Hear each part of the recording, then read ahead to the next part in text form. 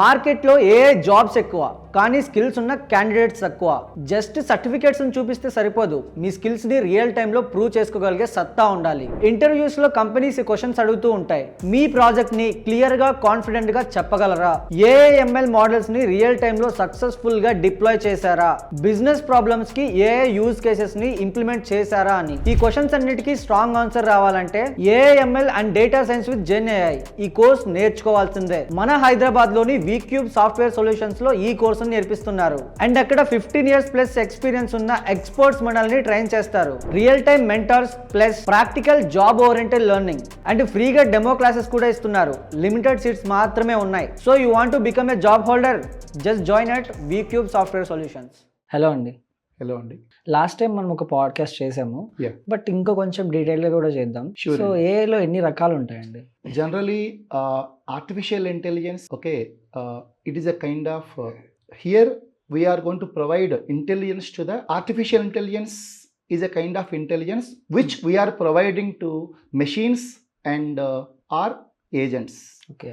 Here there are two terminologies are there. One is an agent, another one is an intelligence. Now an agent has a brain. The brain is called as LLM. Okay. Every agent is autonomous and goal oriented. Okay, so every agent, in order to perform its actions, it will do 4 jobs: reasoning, tools uses, and memory, and fourth one is actions. Okay. Now reasoning means whenever we ask any prompt, then the agents will decide what to do. If agent wants to perform external actions, they will use APIs, databases, search engines, and calculators. Agents also has memory. Using them, it will remember and keep context across interactions. Finally, every agent is goal oriented kada. In order to achieve the goals, every agent will perform some actions. This is called as an agent. Okay. Then what is an intelligence?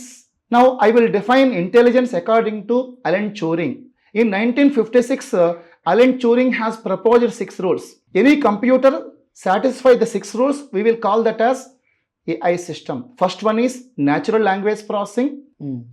Second one is knowledge representation. Third one is automated reasoning. Fourth one is machine learning. Fifth one is computer vision. Sixth one is robotics. If we combine agents and artificial intelligence, then it is called as artificial intelligence. Okay. So general AI అంటే ఏంటండి?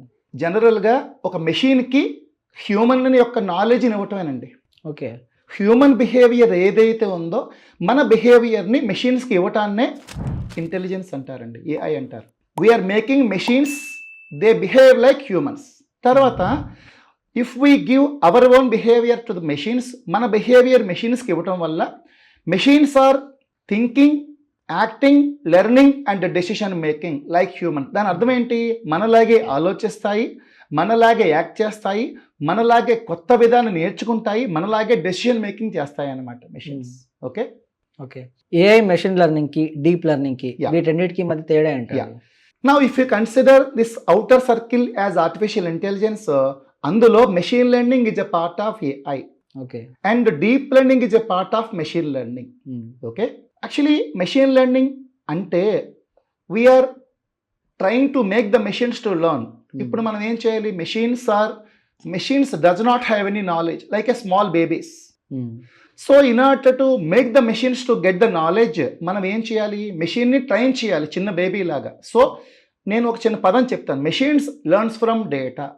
Okay. ఏ kind of data? జనరల్గా 2 రకాల data ఉంటుంది. Input data, output data. Input డేటాను X అంటారు, output డేటాను Y అంటారు. Using machine learning algorithms we're going to map every input variable with target variable.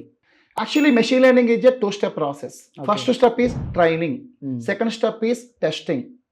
Training lo for any computer or a machine we will give input data x and output data y. Then we will be getting predictive model. Exactly. దీన్ని మనం training phase అంటాం. ఈ predictive model ఏం చేస్తుంది? It is going to take unknown data and it will get inferences or it will extract insights from the given data. Okay. Now ఏదైతే మనకు నాలెడ్జ్ని extract చేసామో ఈ నాలెడ్జ్ యూజ్ చేసి మనం we will make decision making, it will increase revenue of the organization. Related to deep learning, deep learning is a part of machine learning. So deep learning ఎందుకు వాడతాము? Now whenever you take image data, audio data, video data, where we will have large amount of data. So in order to process large amount of data, we will be using deep learning algorithms such as artificial neural networks, convolutional neural networks, recurrent neural networks. So by using them with libraries such as TensorFlow and Keras, we will implement large applications. Okay, so AI అనేది real world లో ఎలా use అవుతుందండి? As of now మనం ఇప్పుడు చేసే regular jobs అయినా ఇవన్నీ కూడా 50% of our jobs has already been taken care by machines అండి. ఓకే, బై 2028 కానీ 2030 కానీ మనం చేసే దాదాపు 80% of our jobs will be taken care by machines. Because ఏజెంట్కి అయిన ఒక కొత్తగా వచ్చిందండి ఇది. దీనివల్ల మనం ఏం చేస్తున్నాము, వీఆర్ క్రియేటింగ్ ఇంటెలిజెంట్ ఏజెంట్స్. ఈ ఇంటెలిజెంట్ ఏజెంట్స్ ఏం చేస్తున్నాయి, మనం చేసే పనులని మనకంటే బాగా, మనకంటే ఎక్కువ క్వాలిటీగా, యాక్యురేట్గా చేస్తున్నాయి. సో కమింగ్ డేస్లో I don't find any jobs అని ఓపెన్గా నేను చెప్పలేను, కానీ జాబ్స్ అయితే తగ్గుతాయి. Only the people who can have skill, they will get survive. Okay, AI నేర్చుకుంటే జాబ్స్ వస్తాయి మరి? యా, ఏఐ నేర్చుకుంటే నెక్స్ట్ 15 to 20 years వరకు మీకు ఏ పరిస్థితుల్లోని డోకా లేదు. మీరు హ్యాపీగా మీ జాబ్ మీరు చేసుకోవచ్చు. సో ఏఐతో పాటు మెషిన్ లెర్నింగ్ అంటే ఏంటండి? యాక్చువల్లీ మెషిన్ లెర్నింగ్ అంటే ఏంటంటే అందులో we have around 20+ algorithms are there. Okay, మనం ఏం చేస్తామంటే మనం డేటాని తీసుకుని ఈ డేటాని మెషిన్ లెర్నింగ్ అల్గారిథమ్స్తో ట్రైన్ చేస్తాం.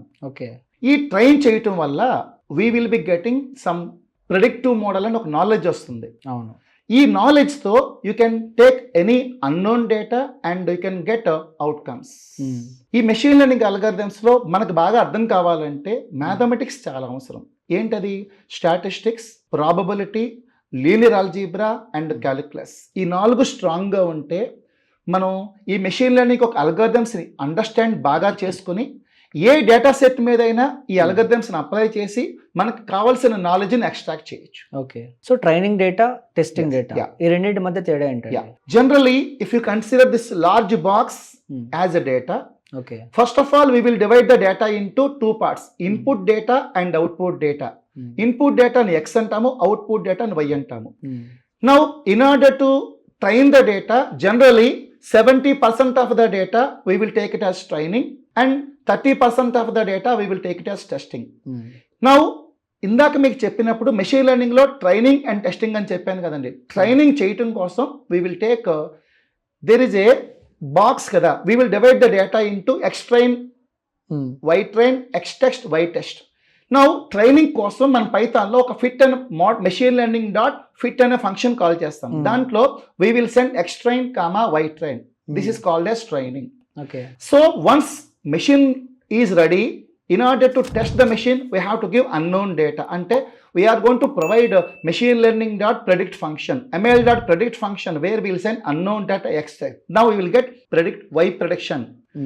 ఈ y prediction కరెక్టా కాదా మనం ఎవాల్యుయేట్ చేయటం కోసం we will write metrics like accuracy, precision, recall, F measures. దీన్ని మనం మెషిన్ ఇచ్చిన అవుట్కమ్ y prediction ని మన దగ్గర ఉన్న y test డేటాతో చెక్ చేస్తాం. then we will get accuracy. So data science అంటే ఏంటి? పైథాన్ యూస్ చేసి డేటా సైన్స్ ని ఎలా ఇంప్లిమెంట్ చేయొచ్చు అండి? సో ఫస్ట్ నేను డేటా సైన్స్ గురించి మాట్లాడతానండి. Data science is the combination of artificial intelligence, machine learning and deep learning plus mathematics.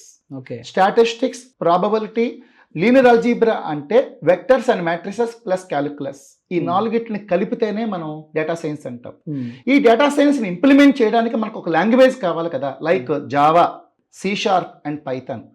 Using Python, we can implement very easily to any kind of logic. So, సింపుల్గా implement చేయటం కోసం మనం Python లాంగ్వేజ్ని చూస్ చేసుకుందాం. Okay, comparing to other courses, ఇప్పుడు AI నేర్చుకోవడం వల్ల ఫ్రెషర్స్కి ఎలా ఉంటుంది? జాబ్స్ వస్తాయా? వస్తే ఎంత శాలరీతో వస్తాయండి? సో ఇది చాలా మంచి క్వశ్చన్ అండి. మనకి మార్కెట్లో చాలా కోర్సెస్ ఉన్నాయి. జావా ఫుల్ స్టాక్ ఉంది, పైథాన్ ఫుల్ స్టాక్ ఉంది, and artificial intelligence, machine learning and data science కూడా ఉంది. ఎగ్జాక్ట్లీ. నౌ పైథాన్ నేర్చుకోవడం చాలా ఈజీ అండి. ఎనీ నాన్ సిఎస్ గ్రాడ్యుయేట్ ఈజీగా నేర్చుకుంటాడు. బట్ అక్కడ మనకు ఉండే జాబ్ ప్రాస్పెక్టస్ చాలా తక్కువగా ఉంటాయి. అదే మీకు ఆర్టిఫిషియల్ ఇంటెలిజెన్స్లో ఇక్కడ మీకు చాలా వర్టికల్స్ ఉన్నాయండి. ఎందుకంటే మీరు నా course artificial intelligence and data science నేర్చుకోవడం వల్ల మీరు ఏఐ ఇంజనీర్గా, తర్వాత జనరేటివ్ ఏఐ డెవలపర్గా, ఏజెంటిక్ ఏఐ డెవలపర్గా, మెషిన్ లెర్నింగ్ ఇంజనీర్గా, ఎన్ఎల్పి ఇంజనీర్గా, తర్వాత డీప్ లెర్నింగ్ ఇంజనీర్గా కూడా సెలెక్ట్ అవ్వచ్చు. అంటే చాలా ప్రాస్పెక్టస్ ఉన్నాయి ఈ జాబ్ వల్ల. మీరు ఆర్టిఫిషియల్ ఇంటెలిజెన్స్లో ఒక్కసారి జాబ్ సెలెక్ట్ అయితే మీకు ఎక్స్పోనెన్షియల్ గ్రోత్ ఉంటుంది. మిగతా కంపెనీస్లో, మిగతా టెక్నాలజీస్లో there will be normal growth around 10%, 15%, 30%. అదే మీకు ఆర్టిఫిషియల్ ఇంటెలిజెన్స్ నేర్చుకుని ఒక 3 years ఎక్స్పీరియన్స్ ఉంటే మినిమం 15 లక్షల నుంచి 20 లక్షలకు మీరు శాలరీ డ్రా చేయొచ్చు. 15 to 20 lakhs with in 3 years. But ఇందులో జాబ్ రావటం కొద్దిగా కష్టమైన మీరు స్టూడెంట్స్ కొద్దిగా కష్టపడితే ఒక్కసారి జాబ్ సెలెక్ట్ అయితే మీకు 2 to 3 yearsలో మీరు కని విని ఎరగని గ్రోత్ మీరు చూస్తారు.